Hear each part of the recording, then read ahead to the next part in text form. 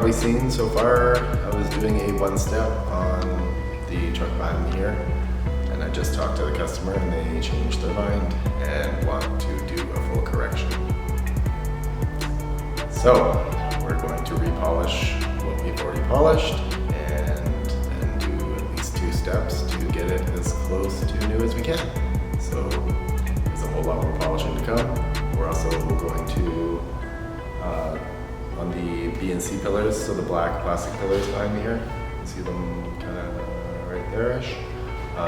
We're gonna put paint protection film on those after we get them polished up, just because it's incredibly soft plastic and it scratches so easy that it is always ugly after 5 or 6 washes again. So the paint protection film will stop that from happening within reason. As long as you're not washing it with a push broom, you'll stay relatively scratch free.